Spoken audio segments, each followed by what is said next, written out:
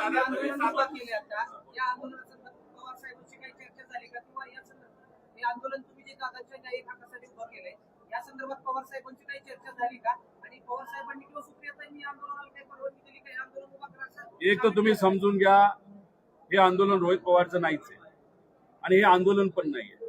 आम्ही न्याय मागण्यासाठी प्रयत्न करत आहोत.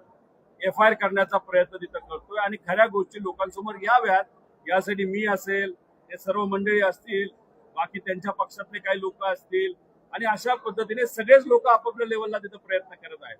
फक्त हे करत असताना इन्व्हेस्टिगेशन आमच्या लेवलवर करत असताना कागदपत्र बऱ्यापैकी सोशल मीडिया आणि तुमच्या माध्यमातून मी लोकांसमोर आणले म्हणून माझी चर्चा आहे.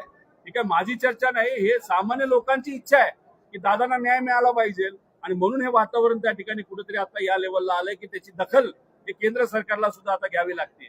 विषय एवढाच आहे की साहेबांच्या बाबतीत एक गोष्ट तुम्हाला सांगतो की एखादा व्यक्ती योग्य पद्धतीने लढत असेल तर पवार साहेबांचा पाठिंबा असतो आणि पवार साहेब बोलूनच दाखवतात असं नसतं.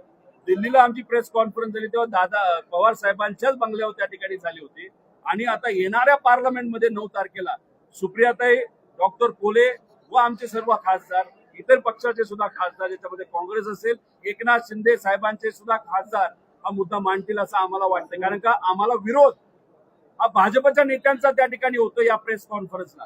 एकनाथ शिंदे साहेबांच्या पक्षाच्या लोकांचा, नेत्यांचा आम्हाला तिथे विरोध नाही. म्हणजे अजितदादांना न्याय मिळावं हे एकनाथ शिंदे साहेबांची सुद्धा इच्छा त्या ठिकाणी दिसते. आता FIRच्या बाबतीत ते काय करतात ते आपण सर्वजण बघू. जर याच्यातून कुठंच काही जात नाही, आम्हाला फक्त इच्छा एवढी आहे, राजकारण आलं नाही म्हणून आम्ही कोणाचं नाव घेतो. जर वेळ आली नाही मिळतच नाही दादांना, मग नंतर आम्ही नाव घ्यायला सुरुवात.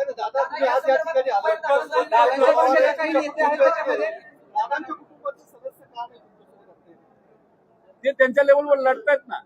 जयली तिथं इच्छा व्यक्त केली, आम्ही त्यांच्या कुटुंबातला आहोत, आम्ही पण त्यांच्या जवळ होते.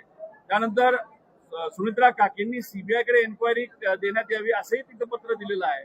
पण हे सगळं होत असताना ज्या त्रुटी आहेत, जसं FIR होणं महत्वाचं आहे, एन्क्वायरी मध्ये बऱ्याच काही गोष्टी आम्हाला जाणवत आहेत. DGCA कडनं सुद्धा काही लोकांना वाचवलं जात आहे. हे जेव्हा आम्हाला कळालं, आम्ही आता प्रेस कॉन्फरन्सच्या माध्यमातून फक्त लोकांची जी इच्छा आहे की आम्हाला कळलं पाहिजे हे आम्ही त्या ठिकाणी दाखवत आहोत. शिवसेनेची लोक त्याच्यामध्ये नाही, राष्ट्रवादीचे आहेत. तुम्ही असं म्हणालात की शिवसेनेची लोक विरोध करत नाही, त्याच्यामध्ये राष्ट्रवादीची लोक आहेत. येणाऱ्या पार्लमेंट एक तर त्यांच्याकडे एकच खासदार आहे, ते आहेत सुनील तटकरे. त्यानंतर प्रफुल्ल पटेल आहेत. प्रफुल्ल पटेल अतिशय अनुभवी व्यक्तिमत्व आहे. कशामध्ये? एव्हिएशन मध्ये.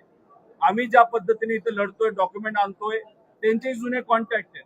त्यांनी आम्हाला जर मदत केली असती तर आम्हाला आवडलं असतं. 4-5 कागद आम्हाला दिली असते, नाही लढा तुम्ही चांगलं करते, पण त्यांच्याकडनं अजूनपर्यंत झालं नाही, उद्या कदाचित होईल. विषय तो नाही. विषय त्यांच्याकडे एकच खासदार आहे, ते मुद्दे मांडतील नाही मांडतील हा वेगळा विषय. आमच्याकडे 8 खासदार आहे. आम्ही आमच्या लेवलला बांधू, काँग्रेस मांडेल, त्यानंतर एकनाथ शिंदे साहेबांचे पक्ष मांडेल, उद्धव ठाकरे साहेबांचा पक्ष त्या ठिकाणी मांडेल, तृणमूल काँग्रेस त्याचं मांडेल, इतरही राज्यातले जे इतर नेते, जसं आप पार्टी सुद्धा उद्या जाऊन हा मुद्दा त्या ठिकाणी मांडणार आहे. त्यामुळे पार्लमेंटमध्ये बरेच लोक मुद्दे घेतील आणि त्याच्यात जे एव्हिएशन मंत्री आहेत ते त्या पदावर राहिलेच नाही पाहिजे. कारण त्यांच्या पार्टीच्या प्रमुखाचं आणि VSRचं आर्थिक संबंध आहेत हे सिद्ध झालेलं आहे. त्यामुळे त्यांचा राजीनामा सुद्धा मागितला जाईल असं आम्हाला वाटतं. थोडक्यात राष्ट्रवादीचा पाठिंबा